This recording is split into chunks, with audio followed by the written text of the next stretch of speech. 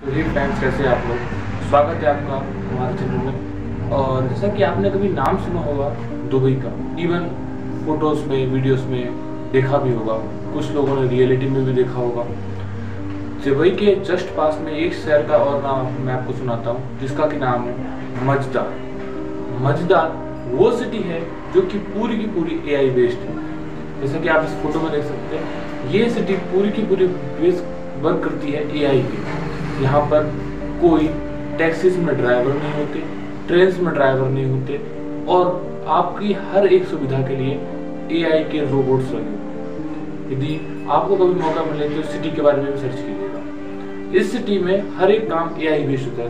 Artificial intelligence यानी कि robot संभालते हैं, हर एक काम रोबोट्स को संभालना होता है। आप इस चीज से अंदाजा लगा सकते हैं कि वो लोग कितने डेवलप्ड हैं। अब इसी के पैरेलल में संयुक्त अरब अमीरात UAE एक और सिटी बसाने जा रहा है लाल सागर के किनारे। देखिए, जैसा कि ये हमारा वर्ल्ड मैप है, इसमें ये वाला हमारा जो है एरिया आ जाता है इंडिया का, उस साइड वाला जो एरिया जाता है वो आ जाता है उसका संयुक्त अरब अमीरात का। अब संयुक्त अरब अमीरात के इस वाले जोन में आप देख सकते हैं, इस वाले जोन में वो लोग वर्क कर रहे हैं उस फ्यूचरिस्टिक सिटी जिसका कि नाम उन्होंने रखा है नियोम, NIOM, नियोम। या फिर इसको उन्होंने एक और अजीब सा नाम दिया है, वो मैं यहाँ पे डायरेक्ट कर देता हूँ, आप लोग देख लीजिएगा जो भी उसका प्रोनाउंसिएशन है।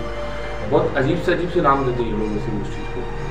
तो इसके बाद आगे बढ़ते हैं और आते हैं अपने नेक्स्ट टॉपिक पर कि ये लोग बना किस हिसाब से रहे। उस सिटी का नाम उन्होंने रखा है द लाइन। द लाइन से मतलब है एक ऐसी सिटी जिसमें कोई भी रोड्स नहीं होंगे, कोई भी जिसमें राउंड नहीं होगा, कोई स्क्वायर नहीं होगा, बस एक ऐसा प्लेस, जैसा कि आप इस फोटो में देख सकते हैं, सिर्फ और सिर्फ एक ऐसा प्लेस जिस पर कि वो लोग केवल और केवल रह सकें, घूम सकें। यह सिटी 3 फ्लोर की होगी। आप इस चीज से अंदाजा लगाइए कितना ज्यादा डेवलप करना चाहते हैं। इवन प्रेजेंट टाइम पे इनकी हालत ये है कि ये लोग सिर्फ और सिर्फ पेट्रोल बेचते हैं और खजूर की खेती करते हैं। खजूर ये लोग खुद खा जाते हैं, लुंगी लपेटते हैं और उसके बाद में ये लोग तेल बेचते हैं। अभी फिलहाल में लोगों की इतनी ही है, लेकिन इससे हटके ये अब खुद को एक टेक्नो हब बनाना चाहते हैं, जिस हिसाब से पिछले कुछ दशकों में और वर्तमान के समय में हर एक कंट्री अपने आप को 2050 तक नेट कार्बन फ्री बनाने का घोषणा करती जा रही है, अपने ऐलान कर रही है कि हम 2050 तक नेट कार्बन फ्री सिटी बनाएंगे।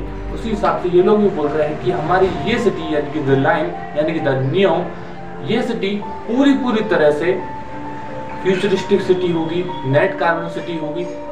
उसमें किसी भी टाइप का कोई कार्बन नहीं होगा, कोई फ्यूल नहीं होगा, कोई ड्राइवर्स नहीं होंगे, कुछ भी ज्यादा नहीं होगा। इस सिटी के जरिए ये लोग 4 लाख नौकरियां पैदा करना चाहते हैं। अब इस 4 लाख नौकरियों को ये कैसे पैदा करेंगे? देखिए, आर्टिफिशियल इंटेलिजेंस को एक बढ़ावा देने के लिए, उसके मेंटेनेंस में, इस 3 फ्लोर की सिटी को आगे बढ़ाने के लिए, ऑफिस संभालने के लिए, इन लोगों के वर्ग के लिए ये लोग 4 लाख लोग इम्पोर्ट करेंगे। और इंडिया के जो बेरोजगार लोग हैं उनके लिए ये बहुत ही बेस्ट मूव है। जैसा कि हम इस बात को जानते हैं कि इंडिया में पर ईयर अमेरिका से 2 गुना और 3 गुना ज्यादा इंजीनियर्स निकलते हैं। और प्रेजेंट टाइम पे CS एक ऐसा हब बना हुआ है जिसके के पीछे हर एक स्टूडेंट भाग रहा है।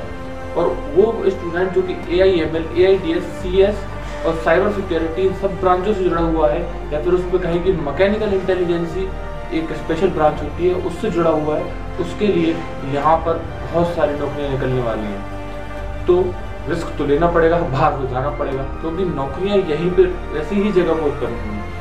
इवन इन लोगों के प्लान से और भी बहुत सारी कंट्री इस चीज को प्लान करना शुरू कर रही है। ये प्लान जैसे कि 2017 में चालू हुआ था, प्रिंस सलमान बिन अल असद ने इस प्लान को इंट्रोड्यूस किया था कि हम इसको 2020 तक बना देंगे। लेकिन प्रेजेंट टाइम पे इन्वेस्टमेंट ड्यू टू कोरोना और भी बहुत सारी नेचुरल हैजार्ड, जैसे कि अभी प्रेजेंट टाइम पे रशिया यूक्रेन वॉर भी चल रही है, बहुत सारे समय से इस पर तनाव चल रहा है, और भी बहुत सारे कारण हो सकते हैं जिसके कारण से यह सिटी 10 साल आगे के लिए धकेल दी गई। यानी कि 2030 में यह सिटी लगभग बनके तैयार होगी।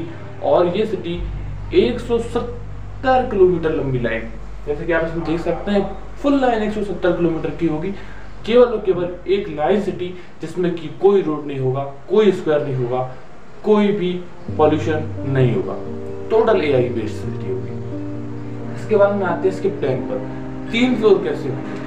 देखिए फर्स्ट फ्लोर जो होगा उसमें केवल गार्डनिंग, पार्किंग और जो है विजिटिंग के लिए होगा। सेकंड इसका जो फ्लोर होगा यानी कि लोअर फ्लोर जो उसका होगा वो होगा सर्विस लाइन।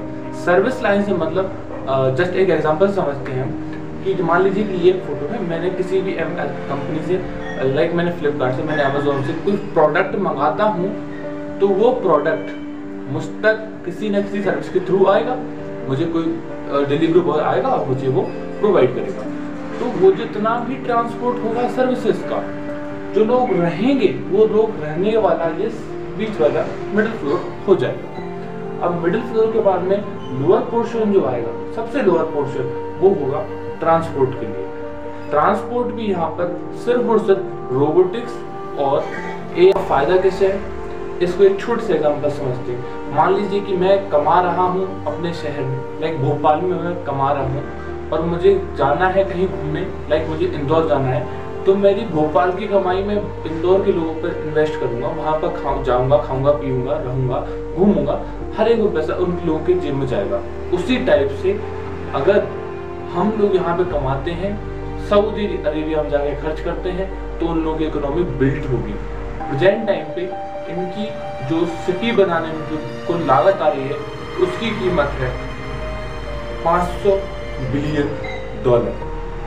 आप एक चीज समझ लें, $500 बिलियन, यानी कि प्रेजेंट टाइम के बेस पर अगर देखा जाए तो इतनी इकोनॉमी भी नहीं है, बहुत से अच्छे खासे डेवलपिंग जो है कंट्रीज इतनी ज्यादा इकोनॉमी भी नहीं है, और छोटे मोटे देशों की तो उसमें हद भी नहीं है। यह सिटी जो है लाल सागर से सटकर बन रही है।